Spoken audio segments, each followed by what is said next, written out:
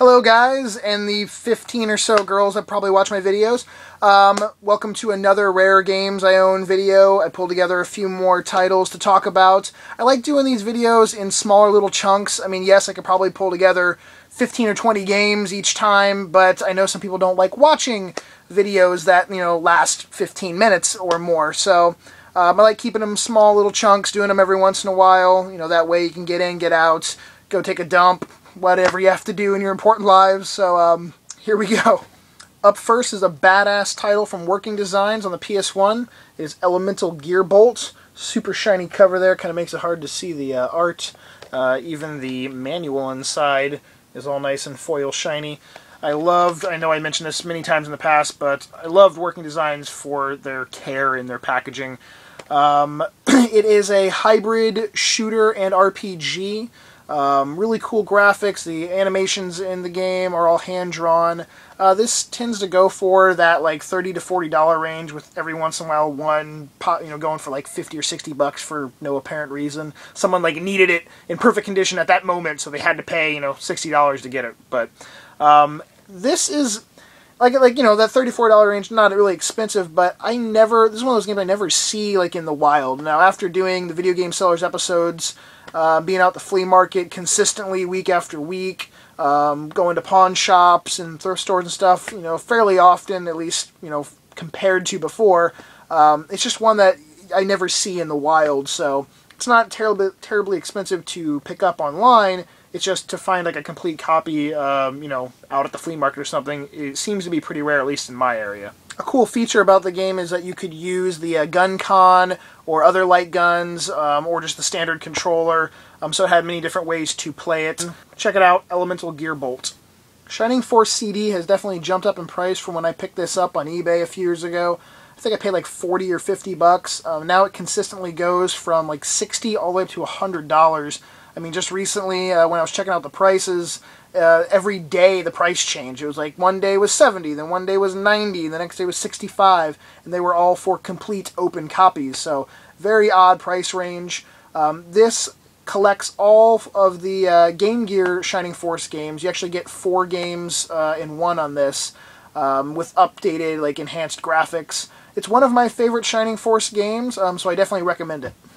A fellow YouTuber by the name of Jedi Knight Geo, Jesus Christ, it took me like 5 fucking times to pronounce your name, pointed out that this game, Ju-On the Grudge, the Haunted House Simulator, had gone up in price a lot. I still thought this game was going for like the $10 to $20 range. I mean, at GameStop for a used copy, it's like $19.99. But I figured, on eBay you could probably get a copy for a lot less.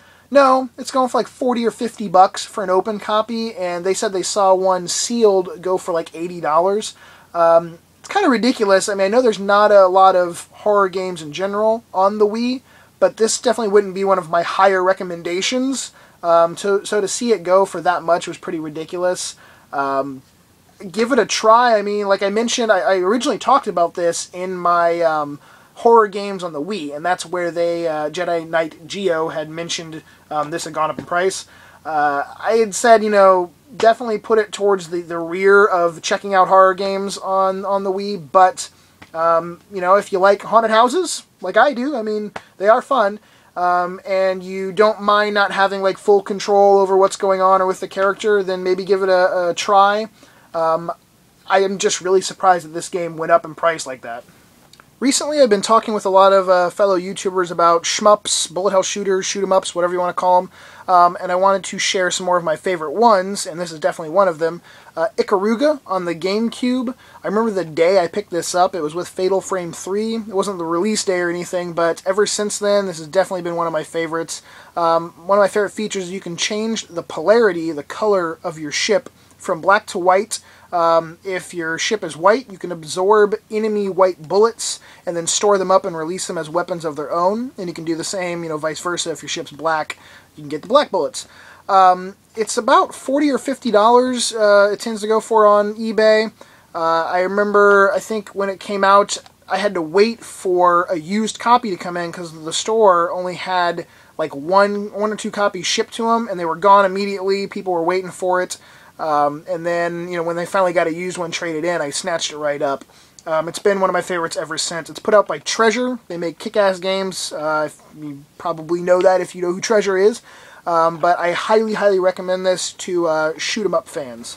Up next is a DS title, Dragon Ball Origins 2. The original Origins is also on the DS. It's an action-adventure game. It tends to go for like the $20 to $30 price range, give or take a few bucks in either direction. I know that's not a huge price point, but on eBay for an opened-DS game, that's kind of pricey. I mainly wanted to mention it because there are quite a few Dragon Ball and Dragon Ball Z games on certain systems that go for a decent amount. On the Wii, there's a couple, like Budokai Tenkaichi 2 and 3. On the PSP, there's at least 1 or 2. On the DS, on the Game Boy Advance, they're more like of the obscure titles. I mean, it's not like, you know, burst limit on the Xbox 360 or anything is going to be expensive, but they're ones that were in production for a shorter period of time or just didn't sell as well. They seem to have held their value pretty decently. So keep an eye out for, you know, certain Dragon Ball games because they might be more than you expect them to be. Now, I don't buy any of the fighting ones. I don't collect fighting games. So if you have maybe missed playing like some of more of the action or RPG ones, those are the only ones that I personally buy for my collection, then maybe give the Origins games a try. One last thing I want to mention in this episode is I just showed this off, not even like, what, a week ago. It was in the 3 limited edition unboxings video. It's the Zone of the Enders Collector's Edition. It was $60. Quite a few people mentioned that they had either picked it up or they were thinking about picking it up. I checked eBay and I saw some copies going for $70 to like $90, and one even went for almost $100. I thought that was pretty crazy because, at least in my area, you can still find this in stores. I know there's like 3 stores in my area that still have at least one copy, one of the limited edition copies, on either 360 or PS3. One store still had one available on both. So I just thought it was worth mentioning. If you were one of the people that were thinking about getting it, go grab it for $60 before it goes up even more in price, because I was really surprised to see one for almost $100. I guess that is the end of this episode.